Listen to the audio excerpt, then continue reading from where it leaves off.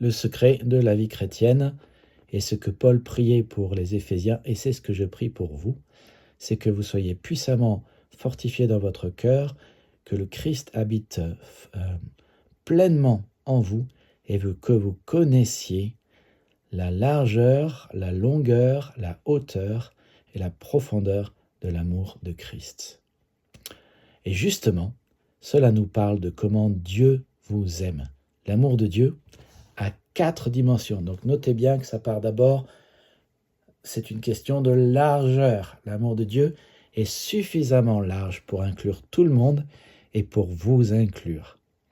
Quand on y réfléchit, Jésus était quelqu'un de très large.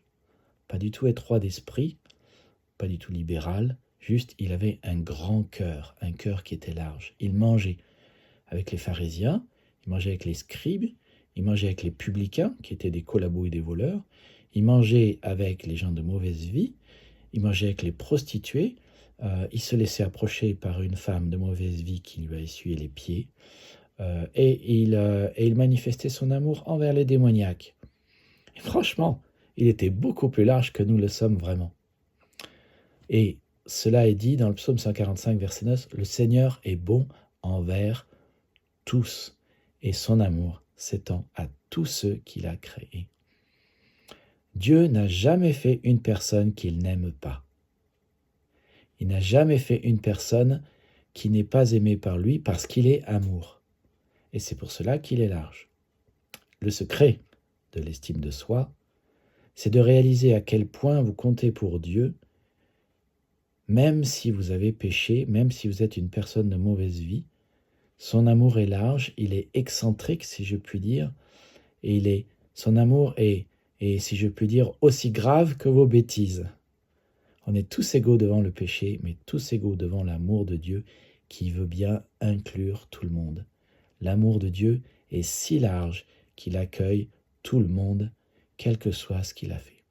Si vous vous mettez du côté de Dieu, c'est comme si vous mettez une balance.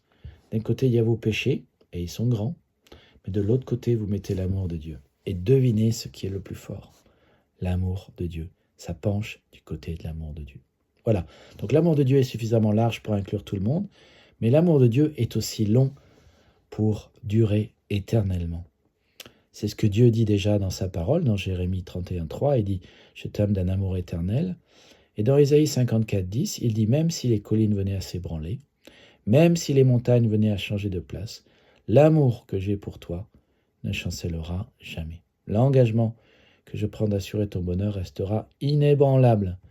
C'est moi le Seigneur qui te le dis et moi qui te garde ma tendresse. » Son amour est juste inconditionnel, immuable, donc éternel et durable.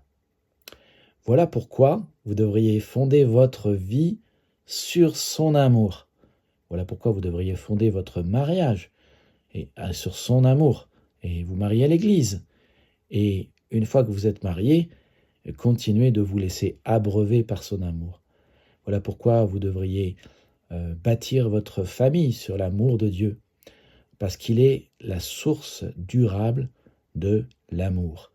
Et l'amour que nous avons dans nos cœurs tarit. Il est en capacité limitée, en quantité limitée, mais en Dieu, vous aurez toujours une source d'amour durable. Dieu ne vous aimera jamais plus qu'il ne vous aime aujourd'hui. Dieu ne vous aimera jamais moins qu'il ne le fait aujourd'hui. Dieu ne vous aimera jamais plus non plus qu'il ne vous a aimé à la croix, et jamais moins qu'il ne vous a aimé à la croix. Aujourd'hui, il vous aime autant qu'il vous a aimé autrefois et qu'il vous aimera demain. Dieu est toujours sur son maximum dans son amour et il ne change pas, son amour ne change pas, Dieu ne change pas. Il est le même hier, aujourd'hui, éternellement. L'amour humain fluctue, l'amour humain varie, l'amour humain s'éteint. Nous avons tant de choses difficiles sur cette terre. Regardez les conflits, les attentats, les meurtres, les divorces, les gens qui s'abreuvent de pornographie de plus en plus, les addictions, les adultères, la débauche, l'immoralité, le sexe au dehors du mariage. Toutes ces choses sont le signe que l'homme s'abreuve au mauvais endroit pour son amour et l'homme a le cœur vide d'amour. Toutes ces choses sont le signe que l'homme recherche l'amour au mauvais endroit. Les hommes pensent que les autres peuvent leur donner de l'amour. Les hommes pensent que le sexe c'est de l'amour, mais c'est pas vrai.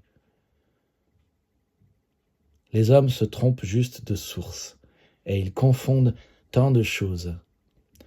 Je crois, mes amis, que nous devrions juste changer d'avis et dire « Pardon Seigneur d'aller chercher l'amour ailleurs, mais la seule source d'amour éternel, invariable, inconditionnel, inépuisable est en toi, parce que tu es le même hier, aujourd'hui et éternellement. »